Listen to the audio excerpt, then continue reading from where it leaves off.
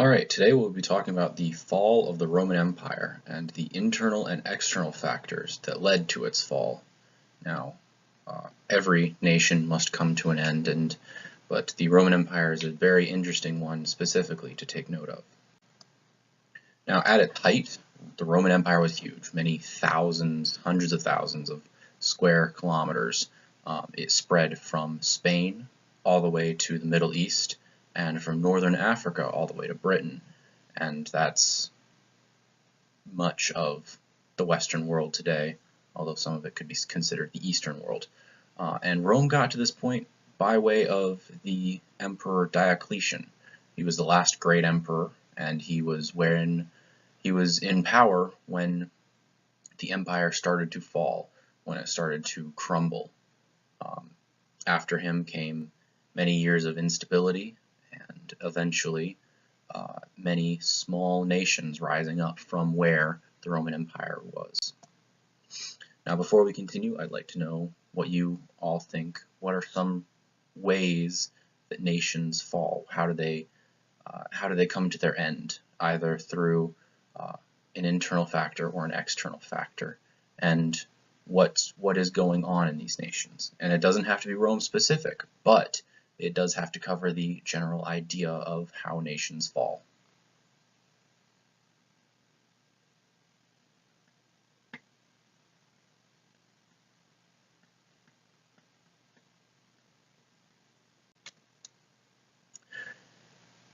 Now, the Roman Empire went through a period of political instability right after the death of Diocletian.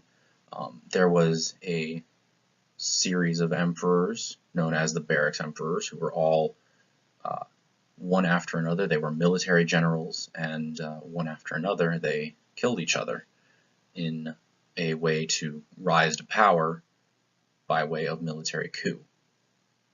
This was a problem, seeing as politicians and generals don't go very well together. There was a particularly troubling year in the Roman Empire known as the Year of Four Caesars, when the way that these leaders went was so quickly that they didn't even get a full year of ruling in before the next one had to take over. Leaders would often fight for power, and in this way they would use whatever political and military sway they could to try and take over wherever they could. And out of the years of political instability, over 25 to 30 died unexpectedly, and it is reported that only 1 or 2 died of natural causes, and that's not good. One of the other problems that they had to deal with was an economic problem. The taxes were at an all-time high in the empire, and when you're being taxed, you don't have the kind of money to put back into your community or to buy goods, so people would start using only what they needed, or only what they could create on their own. Bartering was a normal action, where people would say, I need this and I have this, but I can trade these two things and not have to deal with the government taxing them or the empire taxing them, because no money is being exchanged. And that was a way to get around the government's intervention. However, there is a slight problem with that, in that governments need money to run. Similar to today, our school system in North Carolina specifically is not funded by a state tax. It is funded by the participation in a state lottery. And so with that money exchange, there's the potential that not enough can go around. Now, the military wasn't getting the money that it needed to fund its own soldiers. For a long time, the military was told that they needed to buy their own armor, so you would have a mismatched military. Much of them were soldiers for hire. None of them were really dedicated to the cause. Especially on the frontier lands, there was a constant threat of barbarian invasions. And these barbarian invasions came in the form of Ostrogoths, Visigoths, Vandals, Mongols. They were all being forced into the Roman lands by way of other invaders invading them. And it became this cycle of the military needs to go to the frontier. The military is weakened in the center of the empire, and it caused instability on the interior states while trying to bolster the exterior states. And as sometimes there were a few cases where they were unable to completely repel the invaders and completely fix these problems that was going on in these frontier lands that were constantly under attack. Diocletian was a good emperor. However, one of the reasons why the empire started to fall past him was that he decided that the empire was too large to be dictated by one person, and he decided that it should be divided into 4 territories named after him, known as the dioceses. He split it up into the eastern states and the western states, controlled by powerful people and people under them.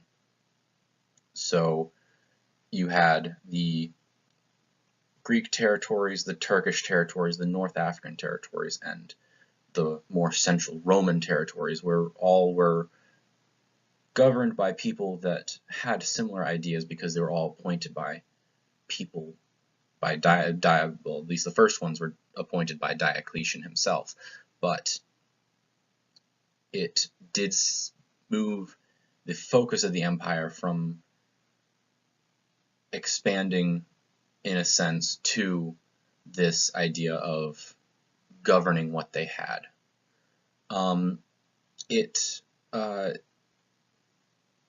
The second half of the empire, which was the eastern half, was centered around the city of Constantinople, little more than a fishing village before this great move.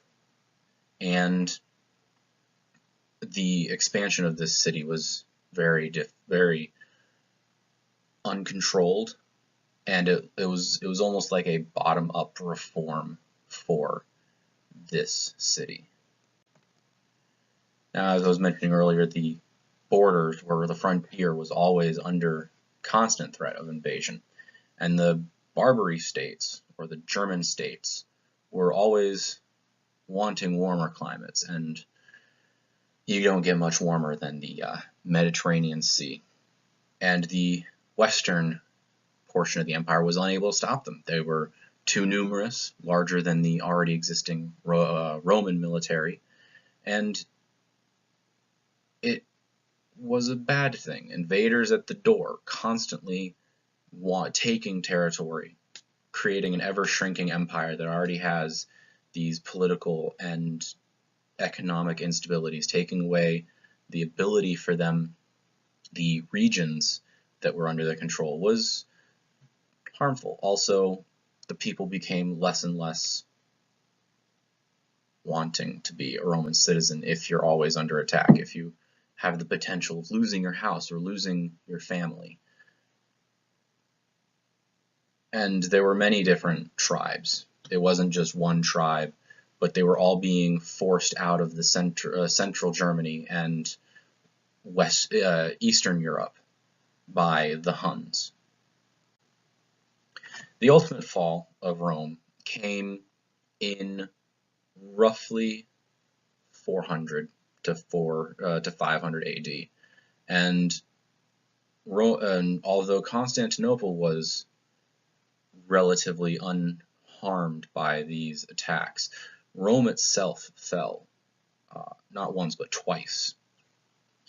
And the last emperor fell to Vandal invaders at, he was very young, he was under 10, but he fell in 476, and a leader that is barely even a teenager is not necessarily fit to rule a nation, but it showed that this was the end of the Roman Empire.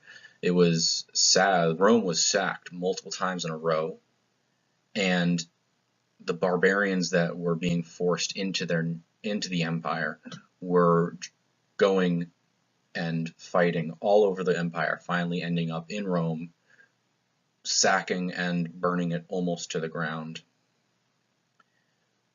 However, something came out of this. There's still a great amount of Roman influence in the world. There's still the Romance languages based off of the Roman language. There are still aquifers and roads or aqueducts and roads that are crisscrossing Central Europe because of something that Rome did.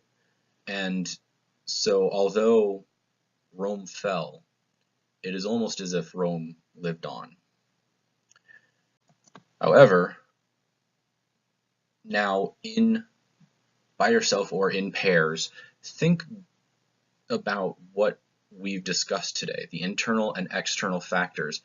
What comes from inside a country to make it fall, and what comes from outside a country to make it fall, and come up with a list on your own. I've passed out worksheets for this, but come up with a list, and just for yourself, to make sure that you understand the difference between internal and external factors, and also so that you can get an idea of what is going on in these nations, or what is coming from the outside, and maybe so that you can apply it to your own thinking one day.